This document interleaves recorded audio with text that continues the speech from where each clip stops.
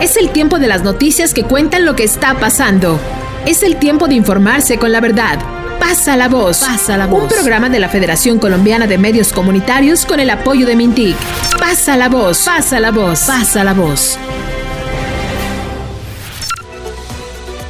Hola, hola, ¿qué tal, amigas, amigos? Les damos la más cordial bienvenida a una nueva emisión del programa Pasa la Voz, que busca llevar a ustedes información veraz y positiva, esa información que necesita Colombia. Y ya estamos en diciembre del año 2023, iniciamos este último mes del calendario. Es tiempo de iniciar los balances, de pensar cómo estuvo este año del gobierno del cambio. Así que queremos saber qué opinan ustedes. Envíenos sus comentarios al correo electrónico dirección@fedemedios.org o también envíenos sus mensajes de voz al WhatsApp 314-298-7302. Yo soy Florentino Mesa y me complace mucho presentar esta edición del informativo Pasa la Voz. Mauricio, ¿qué tal? Y muy bien, Florentino. Pues recordemos ese número, al 314-298-7302. Allí estaremos recibiendo las noticias que usted nos quiera enviar desde cualquier lugar de Colombia y que a su manera representan este primer año del gobierno del cambio. Y es que queremos que toda Colombia se integre y que todos pasemos la voz y podamos escucharnos y saber qué es lo que sienten y piensan y qué hace este país para buscar la paz. Yo soy Mauricio Beltrán y los saludo desde Bogotá. Me complace presentarles a nuestra querida colega Sonia Pérez. Hola Mauricio, hola Florentino. También yo muy complacida de estar nuevamente en nuestro informativo Pasa la Voz. Sin duda, el informativo nacional que está echando raíces en las diferentes comunidades a lo largo y ancho de nuestra hermosa Colombia. Un gusto saludar a todas las audiencias que a través de las diferentes radios comunitarias están pasando la voz. Yo haré mi parte desde Tibasosa, en el corazón de Boyacá. Y desde el Huila nos acompaña el profesor José Elías González. Cordial saludo, profesor. Hola, Sonia, Mauricio. ¿Cómo les va a ustedes? Saludo también ahí para Florentino. Un saludo muy opita para toda Colombia. Yo inicio este diciembre con todo el ánimo y la satisfacción de compartir con la audiencia. Hace días no nos escuchábamos, pero acá estamos nuevamente en Pasa la Voz. Mi nombre es José Elías González Toro y estoy en el municipio de Iquira, la ciudad luz del departamento del Huila. Qué bueno, bello departamento del Huila. Y comenzamos con una noticia del tema que más se habla en Colombia, pero del que poco se informa realmente bien, del que poco se habla con objetividad, diciéndole al pueblo la verdad. Así va la reforma a la salud. Y es que esta semana hubo aprobación de nuevos artículos en la plenaria de la Cámara de Representantes, de tal manera que avanza esa reforma, que es una de las banderas más importantes de la actual administración. La Cámara aprobó 10 artículos de los 143 que contiene el proyecto de ley de reforma a la salud. Eso fue en sesión plenaria el pasado martes. Estos artículos se suman a 71 que ya habían sido tramitados durante los debates del 9 y 10 de octubre, cuando se aprobó la mitad de la reforma. Los artículos aprobados hacen referencia a los siguientes temas: régimen de contratación de las instituciones de salud del Estado, órganos de dirección y administración de las ICE, o sea, esas instituciones de salud del Estado, régimen laboral de las ICE, derechos de permanencia de los servidores públicos de las ICE y la entidad de salud del Estado itinerante para las zonas dispersas, alejadas de los centros urbanos o de difícil acceso geográfico, que prestarán atención básica y especializada.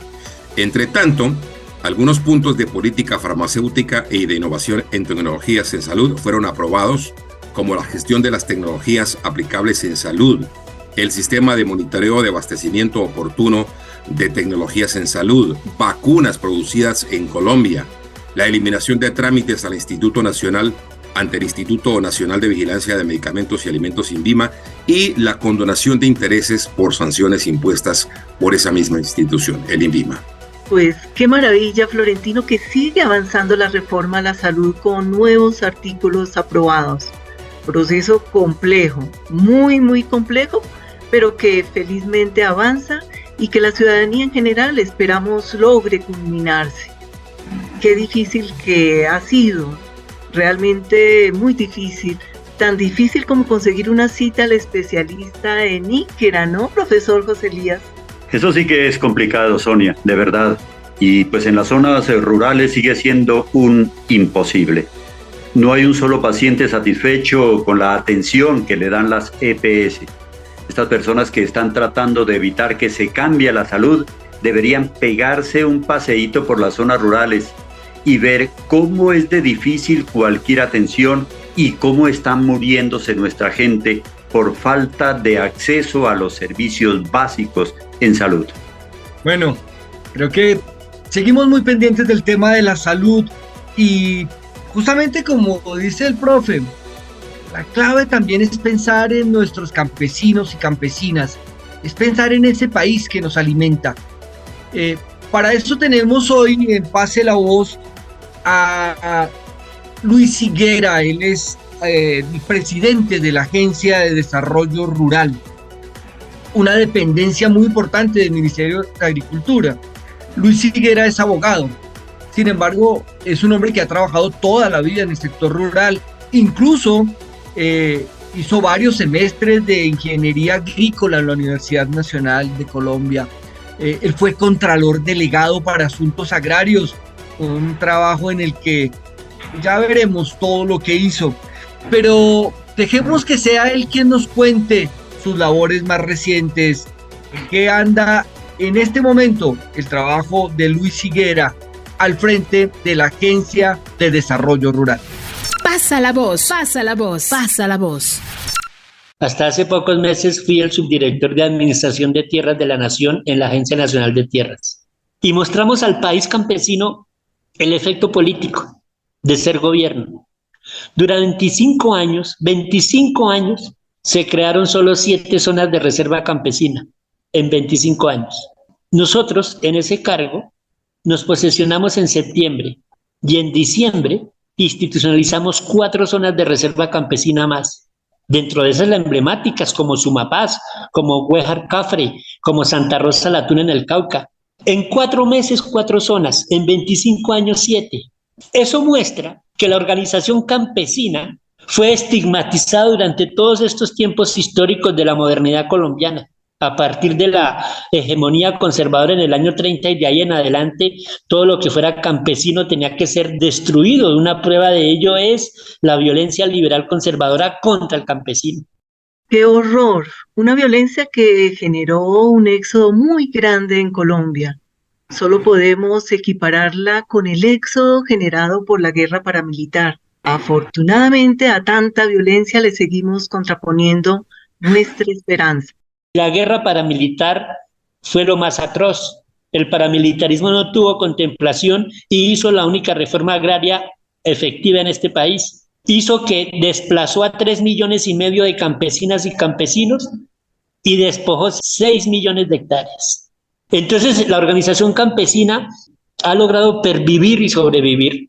Y es el momento en que este Estado, con esas organizaciones que sobrevivieron, ahora sí trabajemos el proyecto político-económico que haga que su organización tenga una visión de producción. Y para eso, pues, lo debo decir con profundo dolor de patria.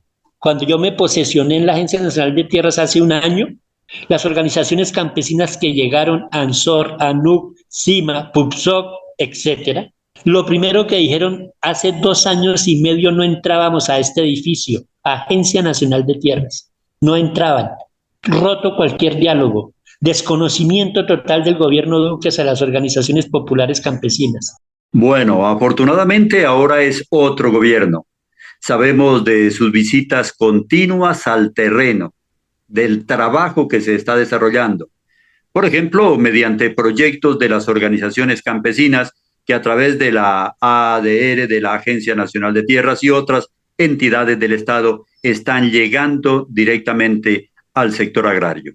Llevamos 5 meses en el cargo y creo que nuestro mayor logro hasta el momento ha sido de papel. Y hay que pasar del papel al territorio. ¿Por qué de papel?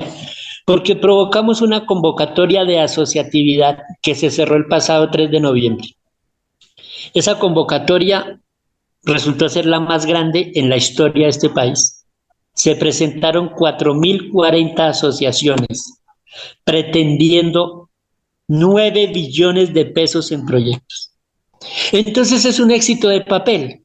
Se presentaron y ahí están. Y están a la expectativa. Ahora, ¿qué sigue?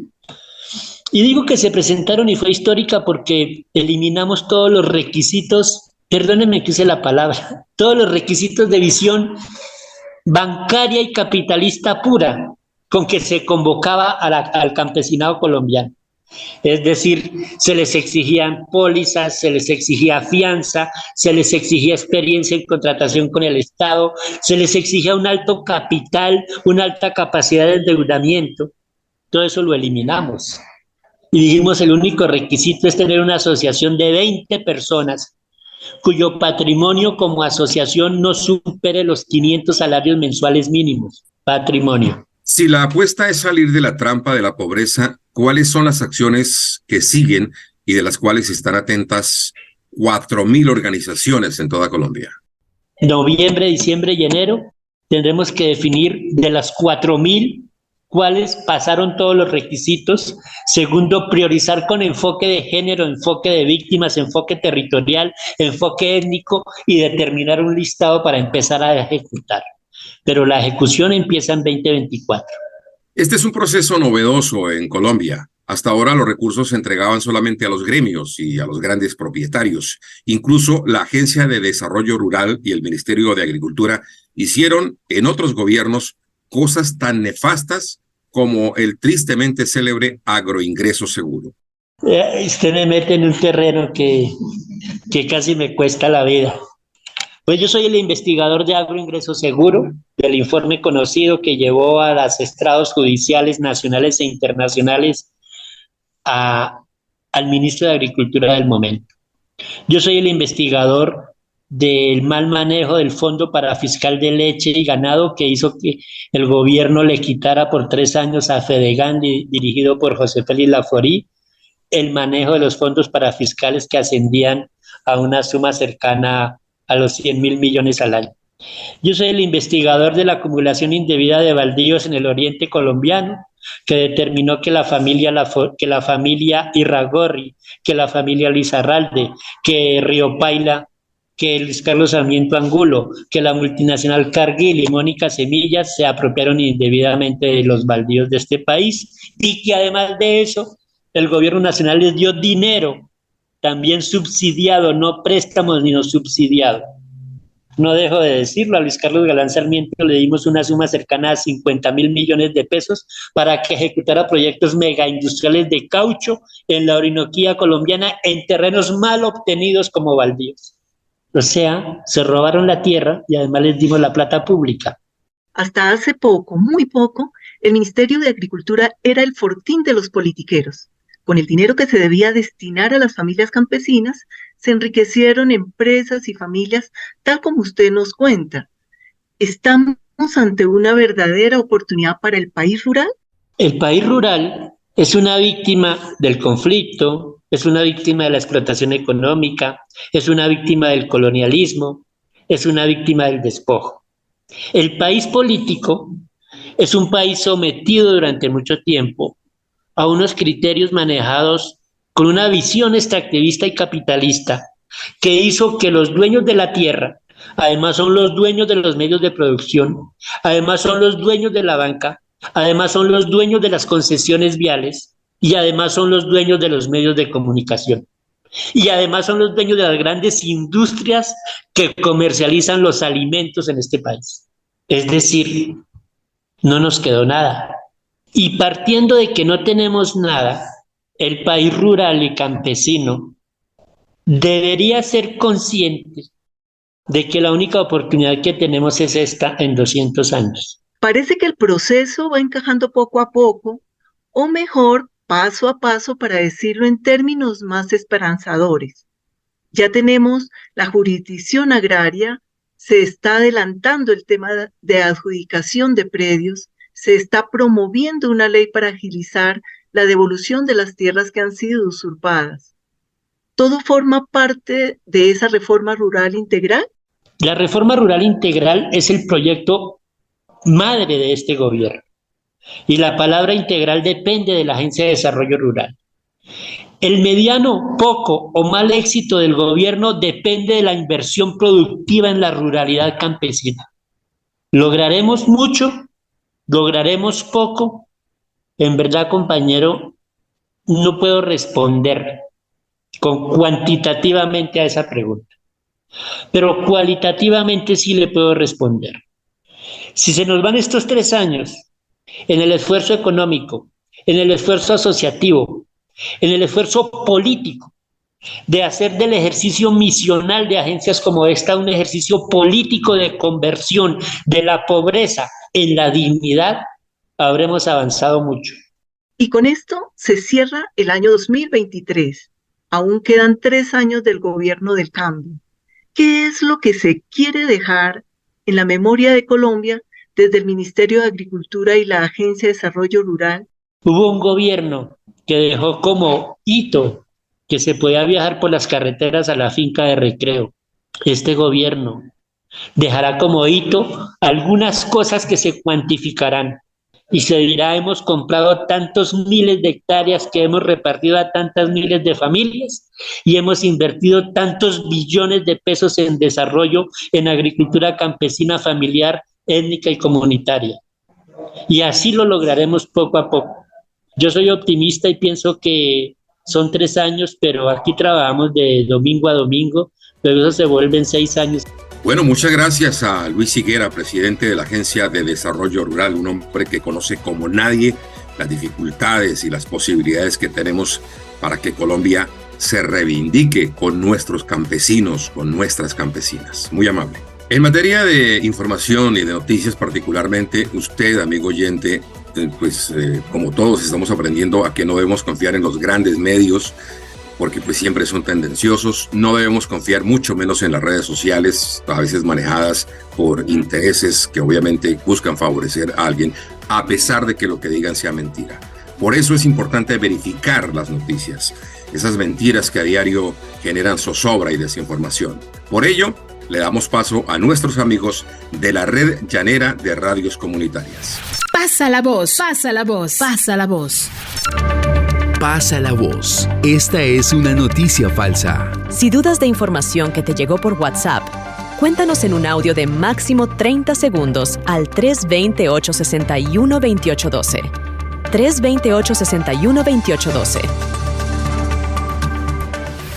Hola Colombia, llegó la hora de la verdad con Nilson Arana. A Nilson le vamos a preguntar de cuál información se desconfía hoy en Colombia. Hola Yola, la respuesta es la pregunta que nos hace desde Yopal Camilo. Buenas tardes, mi nombre es Camilo. Yo quiero saber por qué el gobierno niega lo del incremento del 300% del predial si ya supuestamente todos los medios sacaron la noticia. Muchas gracias. Camilo, lo primero es que las tarifas de impuesto predial las establecen los alcaldes y los concejales. Lo que puede hacer el gobierno nacional es poner unos límites máximos para evitar que algún municipio se exceda, tal como lo explicó Diego Carrero, subdirector del Instituto Geográfico. Un problema que tenía la ley y que había generado que en algunos lugares las personas pasaran de pagar 100.000 pesos a pagar 2-3 millones de pesos de impuesto predial. Con esta ley no pasaría. Revisé el texto del proyecto de ley y efectivamente prohíbe que el impuesto suba más de 300%, y eso en el caso de predios con valor comercial superior a 900 millones de pesos, porque incluso en algunos casos de predios con valores comerciales menores, el proyecto de ley prohíbe que el incremento pase de 50%. En conclusión, varios medios como El Tiempo, Semana y otros sí dijeron que el gobierno de Petro subirá el predial en 300%, pero eso es falso, Yolanda. Gracias, Nilson, por ayudarnos a encontrar esa verdad que necesitamos tanto en Colombia para tomar buenas decisiones. Si usted duda de información que recibió a través del WhatsApp, envíenos un audio de máximo 30 segundos al 320-861-2812. 320-861-2812. Gracias, Yolanda y Nilson, por sacarnos de esa gran mentira. Y seguimos nuestro recorrido informativo en el Bichada. Desde los llanos del maravilloso río Orinoco, le damos paso a Isaac Beltrán. Las regiones pasan la voz. Noticias, información, hechos importantes para nuestros oyentes. Pasa la voz, pasa la voz, pasa la voz. Todo proceso de paz debe estar basado en el diálogo, el reconocimiento y respeto de cada grupo social, entendiendo el valor cultural de cada pueblo y territorio. El proceso de paz en Colombia tiene gran significado para su población, en especial para los pueblos indígenas, quienes más de 60 años han estado en medio, esperando un proceso conciliatorio y han jugado un papel esencial para cerrar brechas de intolerancia, discriminación, pérdida del idioma originario, y han luchado contra los grupos irregulares y principalmente en contra del abandono estatal. Cada territorio indígena, cada pueblo indígena presente en el país tiene una dinámica cultural y cosmovisión diferente, pero con puntos de encuentro en la ancestralidad y el reconocimiento propio de sus raíces. En Puerto Carreño, el rescate del idioma indígena como medio de diálogo y entendimiento para lograr la paz ha sido un factor primordial por parte de algunos líderes sociales y educadores indígenas, como es Ronald Pulido Caribán, el cual es un docente indígena de la etnia Sicuani, quien da clases en el área de sociales y hoy nos habla de su forma de construir paz en los territorios y desde las comunidades, bajo su amplio trasegar por el departamento, por los municipios, veredas, resguardos. Ha tenido oportunidad de conocer el contexto cultural propio y otras culturas indígenas presentes en el Bichada. Decían que el indígena en el Bichada es muy dado al ser pacífico, o sea, no atenta contra nadie, siempre y cuando nadie atente con el bien de él, su familia, que es lo más sagrado, sus costumbres, su forma de vida. Estudié sociales y en eso pues imparto u oriento esta área del saber, así como también el Sicuani como lengua materna, para fortalecer la cultura indígena, que no se pierda, y proyectar a que día a día seamos o llevemos ese orgullo en la sangre a los que nos siguen más adelante, y no se pierda la cultura, y que pues todos somos indígenas, que llevamos la sangre indígenas y la cultura nuestra es ella, que nuestros padres, abuelos y aquellos que nos han dado origen a pueblos indígenas nos han inculcado esto, pero que en momentos busca perderse. Entonces buscamos es que nos identifiquemos sin ningún tipo de temor a que seamos rechazados o seamos mal vistos o seamos mal manejados en el entorno donde estemos, y más en el Bichada, que pues es un departamento que es bastante, en un porcentaje alto de etnias indígenas. ¿Cómo le aportamos para que el niño no pierda ese horizonte? Primero, inculcarle en el habla, porque hay niños indígenas que han nacido en el pueblo, en el casco urbano, siendo papás indígenas, pero ellos no hablan la lengua. Entonces buscamos de cómo llegarles a ellos para recuperar esa parte y que no les dé pena el hablarlo o decir que son indígenas, el identificarse. ¿Cómo se mete esta parte en la paz? Primero, porque ya no habría la violencia de palabras, por decirlo así, que seamos despreciados, porque ya al no ser despreciados no causa ningún tipo de brecha o violencia social, física, psicológica, mental y demás. Eso ya, con esa parte estamos aportando a que vivamos en buena convivencia, llámese colonos, llámese afros, llámese indígenas, todos nos aceptamos desde la niñez hasta la etapa adulta, en que somos un mismo pueblo con diferentes pensamientos y culturas y quehaceres, costumbres. Ronald Pulido Caribán también expresó que desde siempre en sus territorios se ha buscado vivir en paz y mencionó cómo era vivir en Bichada en algunas décadas y la convivencia de los pueblos indígenas en Puerto Carreño. Sabemos que los indígenas somos muy dados a vivir con el medio ambiente, la armonía de la naturaleza, la madre tierra. Eso nos lleva a que la conservación de todos los espacios vivamos siempre en un estado armónico, en donde lo que cultivamos, la tierra, nos lo da para subsistencia y no se le daña a nadie para conseguir lo que no tenemos. Los pueblos originarios de Bichada solo quieren vivir en tranquilidad, vivir en armonía y en la interacción con la naturaleza, pero manifiestan que los intereses de la cultura occidental también les ha generado fraccionamiento, por lo que rechazan el individualismo y le apuestan al trabajo colectivo, a la unidad, como símbolo de paz y respeto para la diversidad cultural presente en la sociedad. Desde Puerto Carreño Estéreo, en el Bichada, les informó Isaac Beltrán. Llega Colombia 4.0, la cumbre más importante de los ecosistemas digitales que este año tendrá como eje central la inteligencia artificial. 3 días de conocimiento con más de 200 expertos nacionales e internacionales en temas de animación, medios digitales, videojuegos y mucho más. Agéndate para ir a Corferias Bogotá el próximo 29 y 30 de noviembre y el 1 de diciembre. Es para todos y la entrada es gratuita. Regístrate sin costo en www.col40.co. Organiza Mintic. Colombia, potencia de la vida. Pasa la voz, pasa la voz. Un nuevo espacio informativo y de interés de la Radio Comunitaria de Colombia. Escúchalo todos los viernes en la emisora comunitaria de tu región. Pasa la voz, una producción de Fede Medios y CIPAS con el apoyo de Mintic. Pasa la voz, pasa la voz, pasa la voz. El Departamento Nacional de Planeación DNP dio a conocer el listado de los municipios y departamentos con mejor administración de sus recursos, en el que se tuvo en cuenta información de la sostenibilidad financiera de los entes territoriales con relación a la viabilidad fiscal, la capacidad de generación de recursos propios y endeudamiento, que destaca los niveles de inversión y la capacidad de gestión financiera.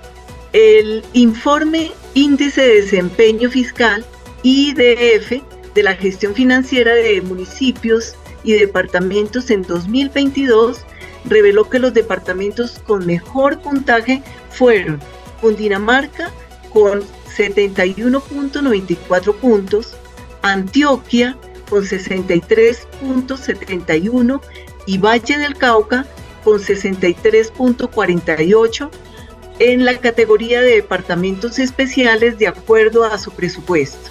En cuanto a municipios se refiere, las ciudades con mejor IDF fueron Bogotá con 79.42 puntos, Barranquilla con 75.70, Bucaramanga con 73.37, Manizales con 72.25 y Medellín con 71.18 puntos, consideradas como ciudades solventes.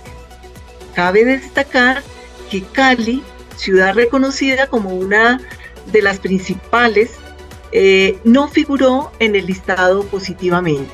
La Organización de Estados Iberoamericanos para la Educación, la Ciencia y la Cultura, OEI, concedió premios de innovación a Colombia, Uruguay y Ecuador. La OEI anunció que entre 200 proyectos de 14 países, eligió como mejores de innovación y los ODS en los centros educativos a Café Lab, Ecofusión y Pedagogía. Café Lab, desarrollado por la institución educativa municipal Montessori, sede San Francisco en Pitalito, Huila, Colombia, obtuvo el primer puesto. Busca aprovechar los residuos de la producción cafetera para fomentar el emprendimiento y reducir la contaminación. Los galardones reconocen los esfuerzos de los centros escolares de la región para fomentar de manera original los Objetivos de Desarrollo Sostenible, ODS, de la Agencia 2030. Bueno, qué maravilla por el ingenio de los educadores del Huila y de este trabajo por quienes están haciendo las nuevas generaciones con su esfuerzo pedagógico. Vamos al trabajo de las mujeres que tienen que luchar contra la violencia. En estos días en que estamos propiciando en el mundo entero una concientización acerca de la necesidad de abolir todas las formas de violencia contra las mujeres, Florentino Mesa nos preparó 180 segundos para saber qué es lo que está pasando en este terreno. Adelante, Florentino. En 1981, durante el primer encuentro feminista latinoamericano y del Caribe, fue designado el 25 de noviembre como el día para hacer un llamado a la acción y evitar que la violencia contra las mujeres siga afectando a miles cada día en diferentes partes del mundo. Casi 20 años más tarde, la Asamblea General de las Naciones Unidas reconoció formalmente este día a nivel universal. En el marco de esta conmemoración, la Oficina de la ONU Mujeres inició la campaña Únete, que durante 16 días busca hacer un llamado a las instituciones, organizaciones sociales, gobiernos y población civil a apostarle a la prevención como un camino para frenar estas manifestaciones de violencia. Personas de todo el mundo han conmemorado el Día Internacional de la Eliminación de la Violencia contra la Mujer y exigen mayores acciones. El Consejo de Europa estima que entre el 12 y el 15% de las mujeres de Europa enfrentan violencia en el hogar todos los días. El Observatorio de Igualdad de Género de América Latina y el Caribe señala un escalofriante registro, un feminicidio cada 2 horas durante el año 2022 y lo que va de este año en la región. En honor al Día Internacional de la Eliminación de la Violencia contra las Mujeres, colectivos feministas de Colombia convocaron a mujeres de todas las edades a una concentración en la Plaza de Bolívar de Bogotá para manifestarse contra la violencia de género en todas sus formas, física, sexual, psicológica y económica. Tan solo en el primer semestre de 2023, Colombia registró 320 feminicidios. También en Colombia, el Movimiento de Mujeres contra la Guerra y por la Paz llevó a cabo ese 25 de noviembre una vigilia en 60 municipios y sigue realizando actividades en defensa de la mujer en el territorio nacional. Aunque desde el año 2007 Venezuela tiene una ley muy avanzada en comparación a otras de la región, la mayoría de las veces solo queda en papel y eso permite que la impunidad reine. El feminicidio es una de las 25 formas de violencia basadas en género que se encuentran en la legislación venezolana. Es la más atroz y la causante de que este año se contabilicen al menos 169 víctimas mortales. En México, el movimiento social Unión Mujer presentó un análisis alarmante sobre la prevalencia de la violencia de género, evidenciando su persistencia en los ámbitos familiar, educativo y laboral. El promedio diario de feminicidios alcanza 9.5 casos. El presidente de Estados Unidos, Joe Biden, dijo que poner fin a la violencia contra las mujeres es la causa de su vida y que el eje de su administración ha sido implacable en la lucha contra la violencia de género en todo el mundo. Según los registros de la Línea Nacional de Violencia Doméstica en Estados Unidos, cada minuto 24 mujeres sufren violencia física por parte de su pareja. En países como Panamá se reportan feminicidios y muertes violentas en aumento. Expertas señalan la naturalización de la violencia hacia la mujer ejercida con mayor brutalidad. En Bolivia se han reportado 74 feminicidios y altos índices de violencia intrafamiliar, violación y abuso sexual este año. Así está el mundo.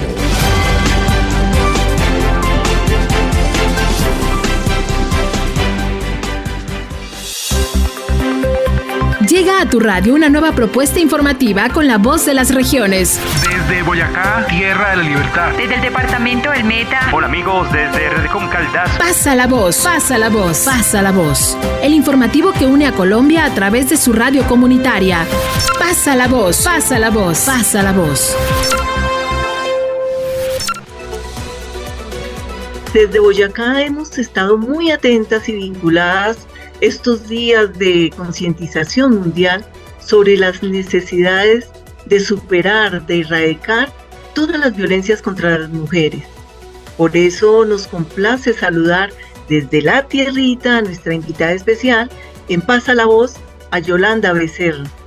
Yolanda Becerra es presidenta de la Organización Femenina Popular y la coordinadora nacional del Movimiento de Mujeres contra la Guerra a favor de la paz. Ustedes iniciaron esta actividad justamente en medio de una situación muy compleja como la que se está presentando en el sur de Bolívar. En medio del 25 de noviembre, que fue el Día de la No Violencia contra las Mujeres, desafortunadamente en Barranca y en todo Magdalena Medio tuvimos que leer un comunicado de las mujeres mineras donde daban cuenta de lo que está pasando y no solo que están afectadas como mamás, que están afectadas como vecinas, que están afectadas como población, sino que están afectadas como mujeres. Muchas de estas mujeres allí en este momento han pasado por violencias directas. Hemos tenido mujeres allí amarradas, torturadas, en medio de lo que está pasando en este momento en el sur de Bolívar.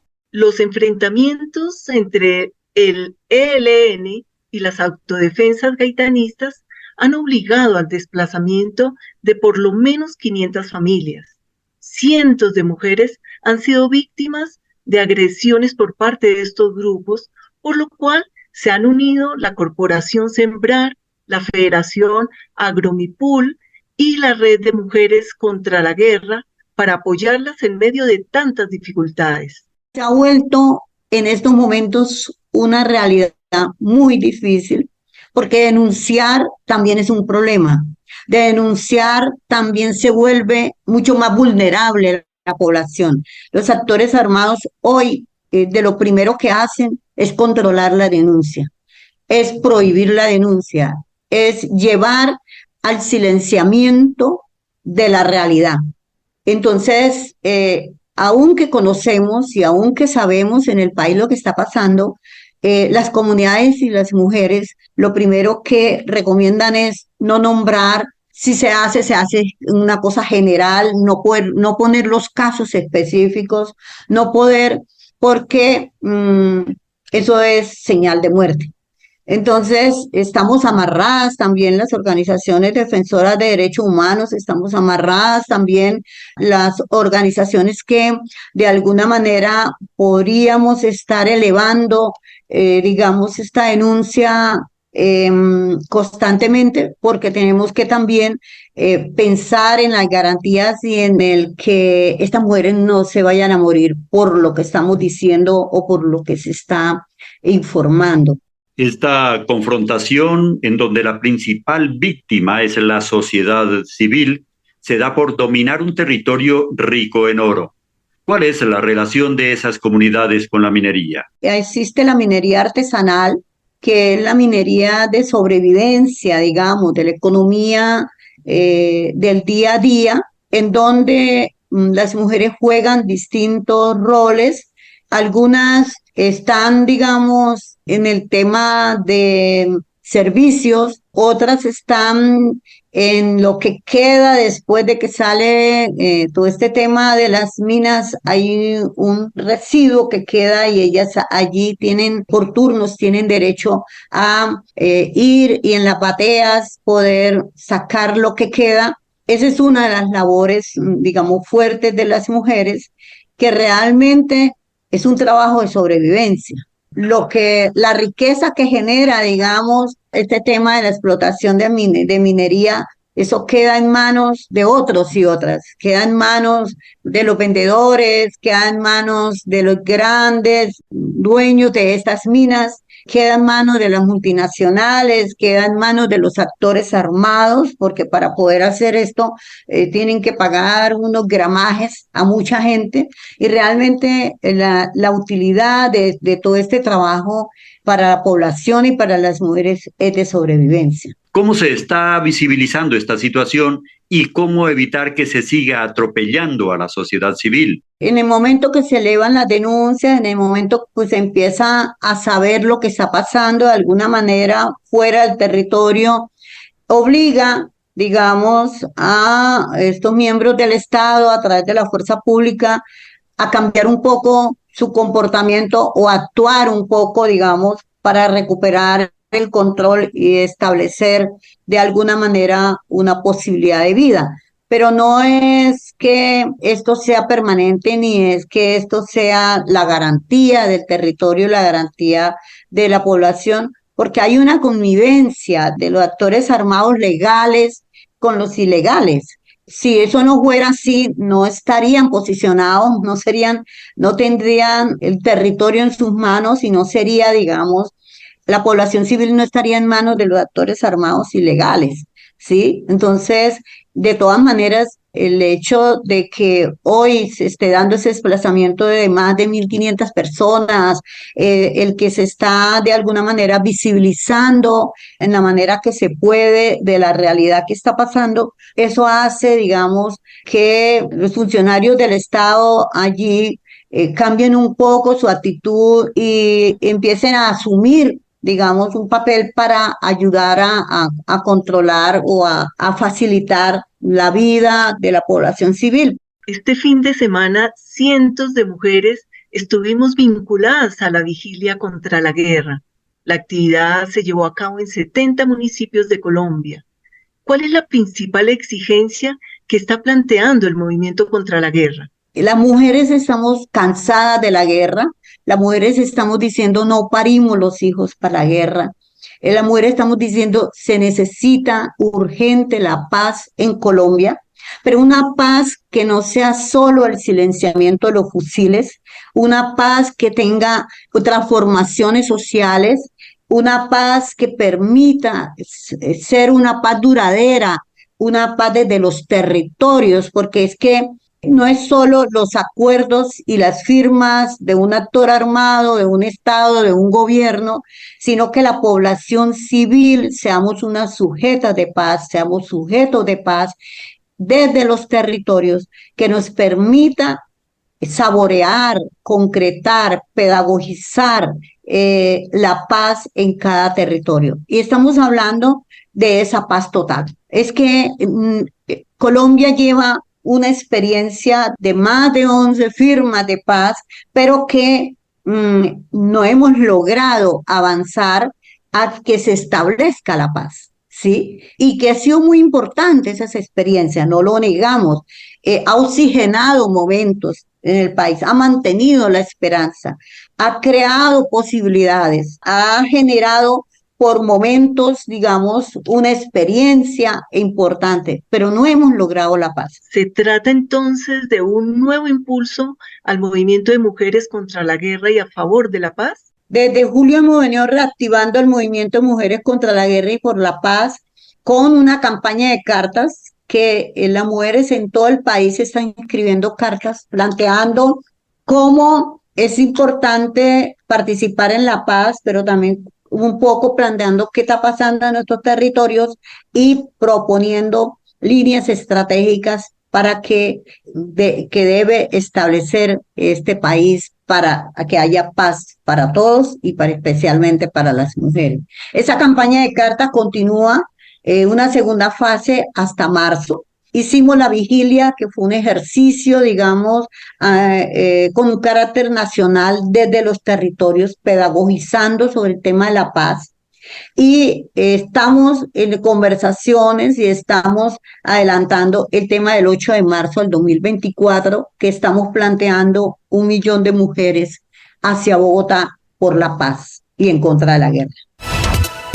Las regiones pasan la voz. Noticias, información, hechos importantes para nuestros oyentes. Pasa la voz, pasa la voz, pasa la voz. Muy bien, avanzamos en nuestro programa Pasa la Voz, creciendo cada vez más en estaciones comunitarias. Ya estamos en 90 emisoras de toda la nación y por supuesto en muchas estaciones online que pues llevan su señal a todo el planeta.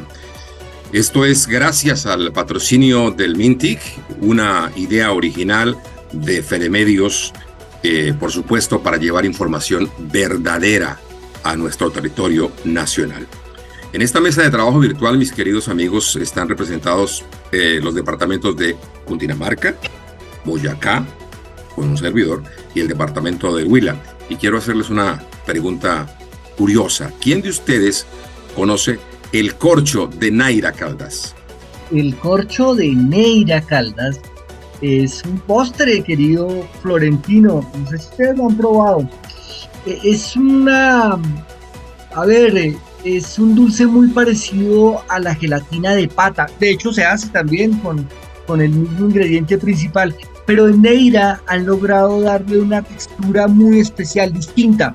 Y se presenta también de una manera distinta, en barras más pequeñas y más consistentes, que parecen corto. Entonces, ese es el tema del corcho de Neira. Bueno, la verdad tengo que reconocer que yo no he saboreado ese postre, esa delicia que están mencionando. Por eso a nuestro colega Sebastián y a Nevardo, el presidente de Redecom Caldas, por favor, que nos manden la prueba y prometo que de regreso enviaré desde Tibasosa unos cuantos deliciosos postres de feijóo. ¡Qué delicia! Escuchamos entonces la historia del corcho desde el departamento de Caldas. Pasa la voz, pasa la voz, pasa la voz.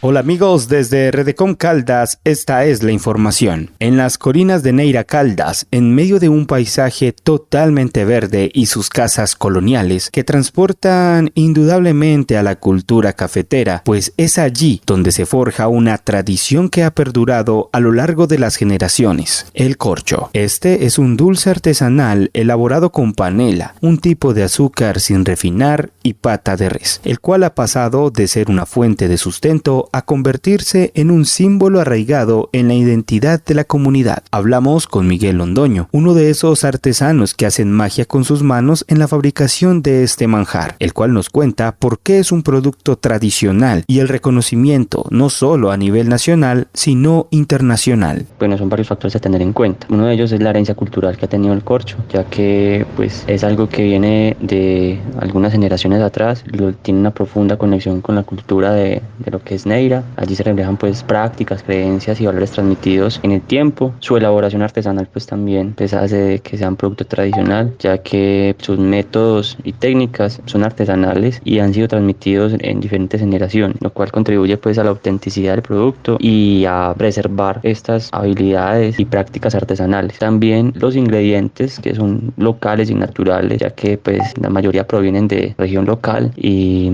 esto resalta pues la conexión del producto con el entorno. La transmisión generacional también es importante, ya que pues se ha transmitido entre familias el conocimiento pues de la elaboración del producto. Tiene su celebración bianual, pero ya quedó anual. En cuanto a las fiestas de Neira, son en mención al corcho, a lo que ha generado en la cultura neirana, también en su economía y en su reconocimiento a nivel regional, nacional e internacional. Ese reconocimiento y denominación de origen, de cierta forma, ayudan a que tengamos una conexión con el territorio y que haya una identidad, un sentido de pertenencia por lo que es el producto, y que sea un orgullo para la comunidad neirana. Y la idea es pues mantener una persistencia en el tiempo e ir en evolución pues del producto. Pero, ¿qué hace tan especial al corcho de Neira? Más allá de su exquisito sabor, este dulce refleja la dedicación y la habilidad de los artesanos locales. Cada pieza es una obra maestra que no solo satisface el paladar, sino que también cuenta la historia de una comunidad unida por la tradición. Y es que si nos vamos a sus orígenes, estoy seguro que podría sorprendernos. Pero qué mejor que Sandra López, una persona más que calificada para contarnos sobre este. Sandra hace parte de este legado de fabricación y distribución. Bueno, el corcho inició su elaboración a través de un error de fabricación, ya que se pretendía hacer gelatina negra, y como consecuencia de ese error se produjo el corcho.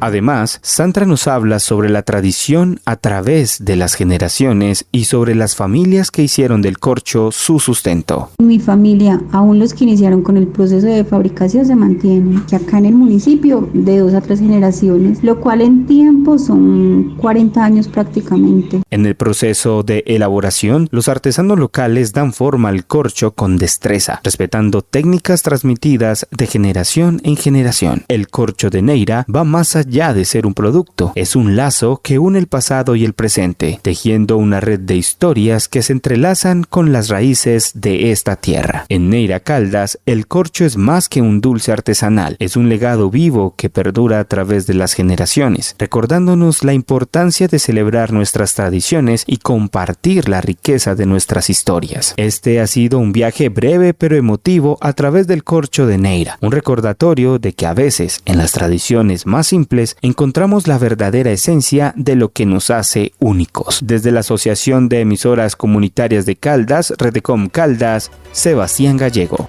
Pues esperamos con muchas ansias el corcho de Neira aquí en esta mesa de trabajo. Y así le pasamos la voz a Camilo Mayor, director de la emisora Oriente Estéreo de Cali. Adelante, Camilo, y el baluarte campesino.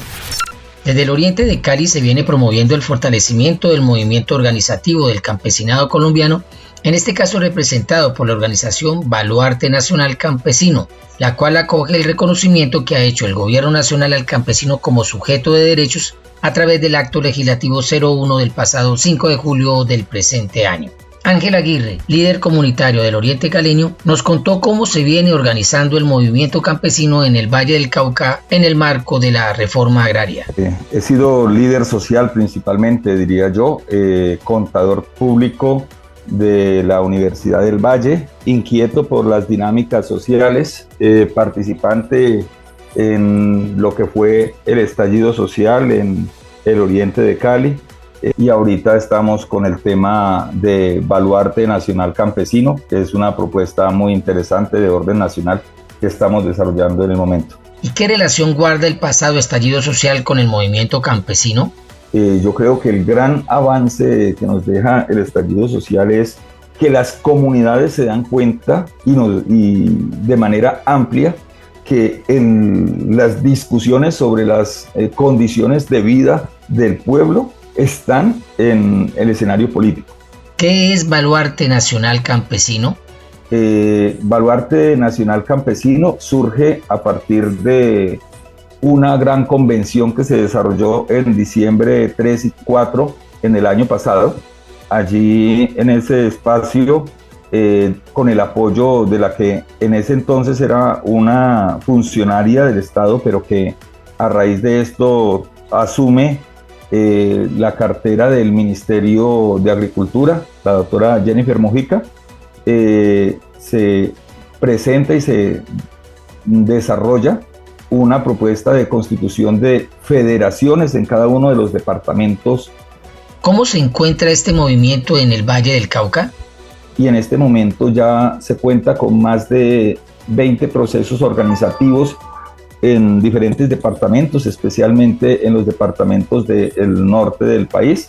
¿Cuáles municipios han visitado y cuál ha sido la respuesta? Después del recorrido por más de 15 municipios, como fueron Sevilla, Zarzal, El Dobio, El Cairo, Buga, Tuluá, San Pedro, Palmira, Yotoco, Darién, Yumbo, Dagua, Buenaventura, Jamundí. Pues el 22 de octubre pasado logramos hacer la gran asamblea constitutiva de la federación y ya estamos en proceso de inscripción en Cámara de Comercio y tenemos una herramienta para trabajar por el campesinado a nivel Valle del Cauca. Por último, ¿qué sigue? Tuvimos el reto de crear la Federación Valle del Cauca. En ese sentido nos movilizamos varios compañeros, somos un equipo que se llama Asociación Casilda Cundumí Dembélé, que es el nombre de una gran líder afro del siglo XVIII, que trabajó fuertemente por el tema de la liberación de los 18 y 19, por la liberación de los esclavos. Entonces en homenaje a ella se le da ese nombre a la organización y creamos una estructura con recursos propios. Visitamos más o menos unos 15, 16 municipios del departamento, llevando precisamente las propuestas que encierra la reforma agraria y la reforma rural integral, y tratando de que efectivamente las organizaciones y los campesinos en los territorios se vinculen a esta propuesta. Al respecto, el líder comunitario del Oriente Caleño, Ángel Aguirre, mostró su preocupación, pues aún la gobernación del Valle no ha destinado los recursos para los encuentros previstos con las comunidades campesinas organizadas del departamento. Este es un informe de Camilo Mayor, colectivo radiofónico La Chicharra, emisora Oriente Estéreo Cali, para Pasa la Voz.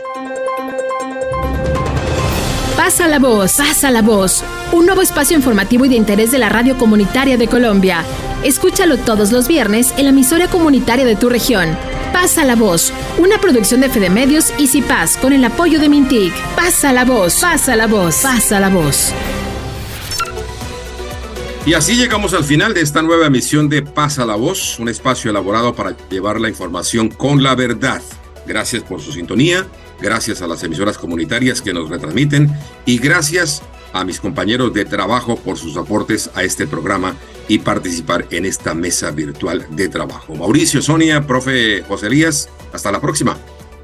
Sí, ya en diciembre, ya estamos en el mes que termina el año y que es el de la fiesta, y queremos darle un saludo especial a la emisora Bocaribe de Barranquilla, que a partir de este programa se vincula a Pasa la Voz, así como muchísimas más emisoras. Florentino, estamos pasando ya de 100 radios emitiendo nuestro programa en este momento. Bien, el mundo entero pendiente de la COP28, la conferencia de las partes, donde más de 200 países deben tomar decisiones sobre el cambio global, sobre el cambio climático. Éxitos en esa conferencia porque el planeta lo necesita. Hasta la próxima semana. Hasta la próxima semana, Sonia. Bueno, un saludo, un abrazo fraternal para todas nuestras audiencias. Llegó diciembre con su alegría y lleno de esperanza, diría yo, de este cambio que está aconteciendo. Un abrazo para mis compañeros, para el profe José Elías, Mauricio, Florentino. Hasta la próxima. Hasta la próxima, Sonia, Mauricio. Hasta la próxima, Florentino. Que estén ustedes muy bien y disfrutemos trabajando en diciembre con la radio comunitaria. Pasa la voz, Colombia. Felicidades. Hasta la próxima semana. Hasta aquí Pasa la Voz, el espacio de información y comunicación de Fede Medios y CIPAS con el apoyo de Mintic. La cita es en 8 días. Hasta la próxima. Pasa la voz. Pasa la voz. Pasa la voz.